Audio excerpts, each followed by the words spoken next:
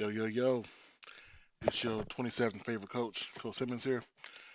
Going over a couple articles I saw, and just after watching the Sam Houston State versus North Dakota State championship game, it brings up an interesting question, which makes me want to start a whole series, which is going to be called What If Monday?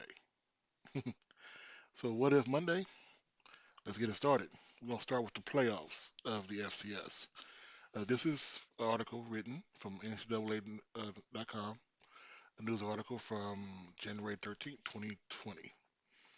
This is when North Dakota won the title last year. So, unlike other sports in college sports, the football split into two divisions.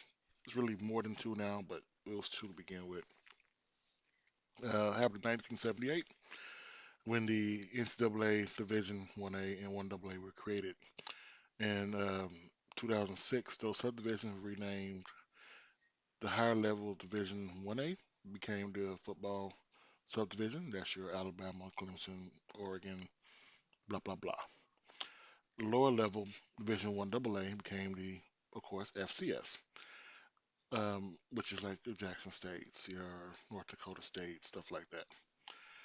So the main difference between the two are number of full scholarships the team can give their players. So 85 in the FBS is why Alabama has 18 five-star offensive linemen, and you can't get one. It's also why Alabama has 17 4 to 5-star defensive linemen, and you're struggling to get a 3 or 2-star. FCS 63 total. So you figure 24 starters, a kicker, a punter. There goes 26 of your 63 allotment. Yeah. So FBS, of course, currently vies for opportunity to play in the 14 college playoff, which is the two 16, well, two teams play and then they play, whatever. FCS always had a single elimination tournament bracket back since 1978. Now, 78, very important, was also the only year any HBCU teams have won that tournament. It was when Florida A&M beat Massachusetts. But now, well, since 2013, the field tournament has been 24 teams. So 24 teams get into this tournament. Keep that number in mind. Here we go. Here's when Florida A&M beat Massachusetts. So, looking further down here, the field of 24 is split into two different qualifiers. 10 automatic, which are the teams from conferences that get automatic bids, and 14 at large teams. The automatic qualifier are teams that win one of the 10 conferences that receive, of course, automatic bids. Uh, the at large qualifier is selected by the playoff / committee, and we're going to get into that right now. What is looked for? Of course, we're going to have overall record against Division One opponents. If you have less than 6 wins, that may place you in jeopardy for not being selected. Of course, the spring was different because of COVID. A record against all opponents from other AQ conferences. So those teams that get the automatic bids, you're going to look at the record against those opponents, which is why Missouri Valley, Ohio Valley, I'm sorry, can get in six damn teams or four teams into the playoffs. A record against football subdivision opponents. That's the conference that has the Alabamas, your Oregons, your Ohio States. Head-to-head record against common opponents. There is a simple rating system they have that I cannot find anything on right now, but there is the FCS coaches poll, and of course the input from the committee. So once they select the 24 teams, um, then the committee selects the top eight, which begins with committee members recommending teams for top eight seeded pool. A team must receive at least 30% of the votes to be included. That part is not really what we're looking at, but that is very important as well. Um, the top 8 teams will receive a first round bye. Remaining 16 teams play first round games and are paired according to geographic proximity and placed in the bracket according to top 8 seeds. The teams cannot travel more than 400 miles via ground, and teams from the same conference that played each other during the regular season cannot be paired in the first round games. Now, this is the last time they had the 2014 roster, which was been 2019 because, of course, COVID. Um, Looking at it, you had Nickel State, North Dakota, Southeast Missouri State, Illinois State, Albany, Central Connecticut, Austin P, Furman, Walford, Kennesaw State, Southeast Louisiana, Villanova, UNI, San Diego, Monmouth, and Holy Cross. So the teams with the dot, those are the ones that are hosted, right? So you have basically those are the ones who are part of the AQ. Now, looking at this right here, you see a couple of things standing out to you. Nickel State 8-4, North Dakota 7-4, Southeast Missouri State 9-3, Illinois State 8-4, Albany 8-4, Walford 3, Southeast Louisiana 7-4, UNI 8-4, Holy Cross 7-5. I know some of these are AQs, so they automatically get in no matter what. But that leads to a question. This is what the question is. SWAC football is obligated to play the MEAC for Celebration Bowl for the winner of the SWAC conference. Well, looking at the schedules, I'm picking 6 teams up for this year, looking at their schedules to see something. So these are the divisions in the SWAC. You had the East, Alabama A&M, State, Bethune-Cookman, A&M, Florida A&M, sorry, MVSU, Jackson State. Alcorn, Southern, Texas Southern, UAPB, Grambling State, and Prairie View are over in the West. All right, so the winner of this conference, this is division play this division. Let's look at a couple schedules. And remember the requirements for the committee. So Jackson State plays out of conference against Delta State, which should be a easy win. It should be. They play Tennessee State and ULM. To me, their biggest schedule opponent, to me, my opinion, is ULM. That's one that I'm looking at very hard. Um, Alcorn, they play NC Central, which is out of conference, Northwestern State, which is in an AQ, South Alabama, which is a FBS opponent, Alabama A&M. They only play South Carolina State. In fact, right now, looking at their schedule, it's very light. Um, they need to add more teams, especially in September. They have nothing for like a couple weeks in September. They need to add that a couple more games. I would love to see them go and play uh, Sam Houston. That's just my hope, but can't dream like that, right? Now we have Florida A&M, Fort Valley State, eh, USF, okay, SC State. So their conference schedule is kind of set. You're looking at Pine Bluff, Lane College, eh, Central Arkansas. If I'm not mistaken, there was one of the teams right here that was in the tournament last year. So that will be a good game for them, especially if they do pull out a W. Uh, a game against a top AQ team. Arkansas, look, we know Arkansas is one of the worst in the SEC, but we're not gonna. The weed isn't that strong over here in Texas to make me think Pine Bluff will win. If they do, man. But yeah. And look at Southern. In the words of All Script, the powerhouse. Well, they play Troy, which is one of the lower teams in the Sun Belt Conference, and they play McNeese, which is also a top team in the FCS. So, what's my whole point of this? I already did this in kind of video before, showing the schedules. What's the point of this? Well, looking at the schedule, looking at this one right here in particular, it leads me to a couple of questions. The November 20th is the Saturday for the Alcorn State Jackson State game. That game has a lot more riding on it than you would think. So if Alcorn is Alcorn and they do what everybody says they're going to do, in the words of Dennis Green, they are who we thought they were. And Alcorn beats up the table. They run the table and they do this.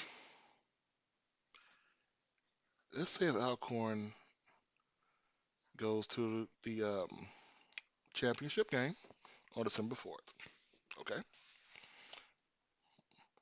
Now looking at it again on the western side, eastern side, I'm sorry. I'm just gonna play it by ear right now. Okay. Let's say Jackson, some odd way,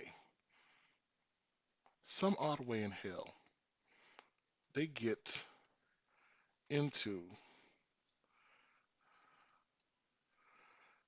the game. So let's say they beat A&M, Florida A&M, Tennessee. They slip past ULM. They start off going into Alabama A&M 4-0, right? I said it's beat Alabama A&M. They beat Alabama State, and let's call it a trap game. Okay, trap game. Trap game is they lose to Bethune-Cookman.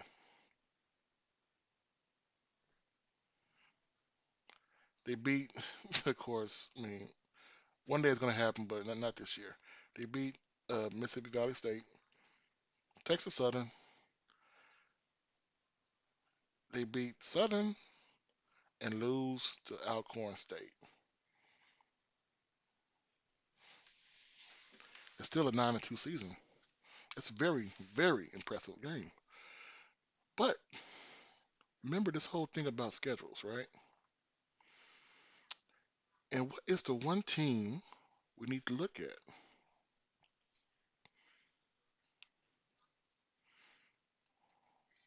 Alabama State,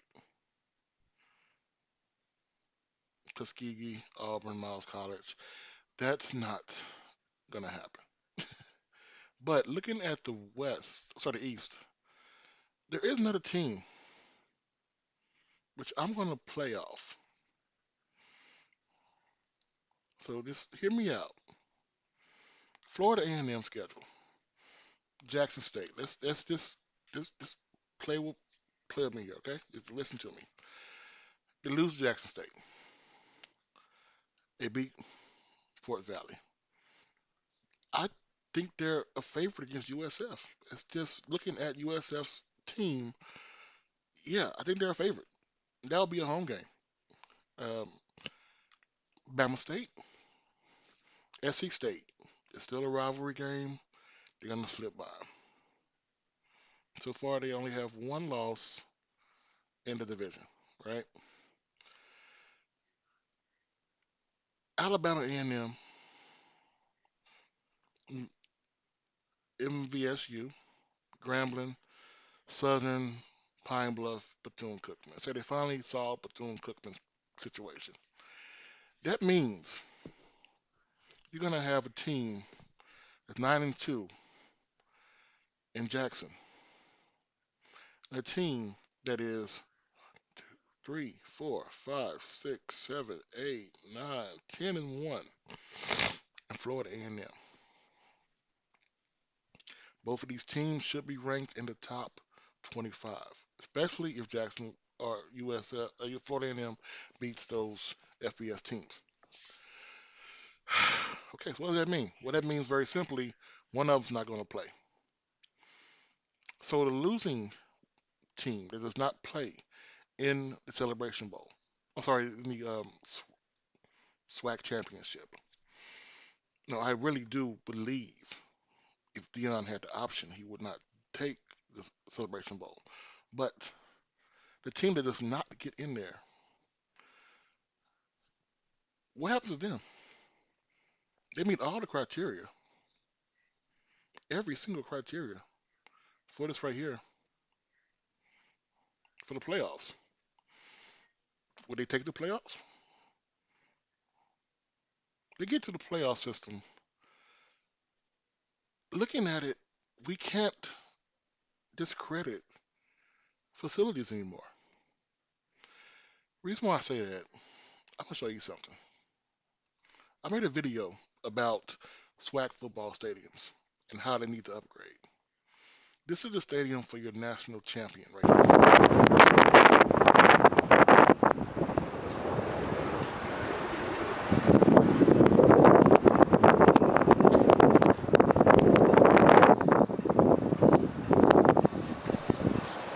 Your national champion.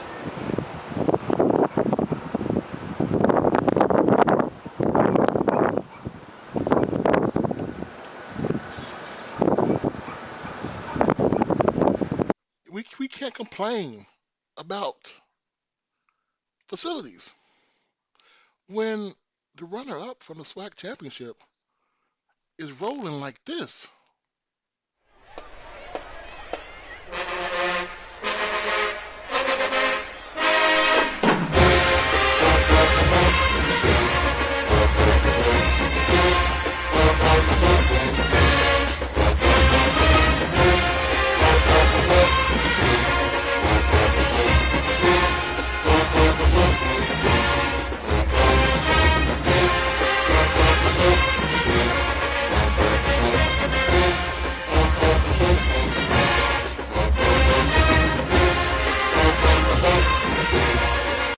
We can't complain about it anymore.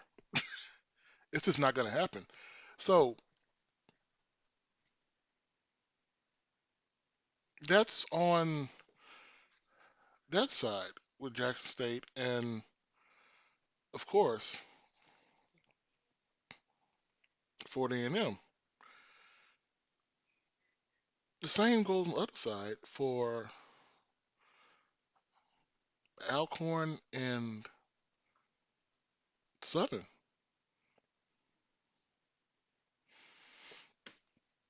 Of course, Pine Bluff. But that's the three-headed monster for the West Division. The loser, second place of that division, is not obligated to play in this game, henceforth, not obligated to play in the Celebration Bowl. What would it look like if a Southern team or a Alabama Pine Bluff or a Jackson State or even a Florida A&M team or Alabama A&M gets into the FCS playoffs and makes noise? Looking at these teams, I'm not picking them to be North Dakota State right now, Central Arkansas, possibly Montana State, Sacramento State. I don't think them going north in the fall is something a Southern team will deal with. If they play James Madison, it's a very good team, which is basically a mid-tier Power Five team playing in FCS. Um, they're playing in the South. That's a little bit closer to them. They have a little more history. Central Arkansas, definitely because it's right there in Arkansas. But let's say they get in and they get to that third weekend. Celebration Bowl falls on the 21st. If they somehow way slip into this weekend at the very least, at the very most, the semifinals, and the SWAC champion, Alcorn, or even let's say Southern gets the SWAC championship and they play against Norfolk State. That weekend, it will be something to remember. And as a whole, with the SWAC conference as a whole, I want you to watch what Sam Houston is doing and thinking right now. For us and what we're trying to accomplish moving into the WAC and all the vision that they have. And so it's an exciting time and a great time to be a Bearcat. Nationally, we've had such a good national brand, but I think it enhances that thought process and also helps us with revenue generation from there. So the universities that are going to be playing are very quality football programs. And the best part about that is that's going to help us basketball and baseball and all of our other sports as well with the recognition that it brings. That was the broader scope of what happened here today at NRG Stadium, but now let's break it down by sport. Head coach Casey Keeler of Sam Houston State, of course, he's the football coach. We talked with him. The big news, by later this decade, we're going to go from the FCS to the FBS. That's what the WAC wants to do. New Mexico State in this conference already competing at that level as an independent. So, yeah, you Bearcats, you better put on your big boy pants. The FBS level, a major step up in competition. That's what A&M plays in and all the other Power 5 schools. You know, it'll be a long process. Now, the WAC is joining the FBS. Look at these teams. California Baptist, Dixie State, which is in Utah, Grand Canyon, which is right here, great basketball team, great facilities for basketball. Mexico State has been in and out of FBS so many times, it's not even funny. Seattle University, Southern Utah, Utah Valley.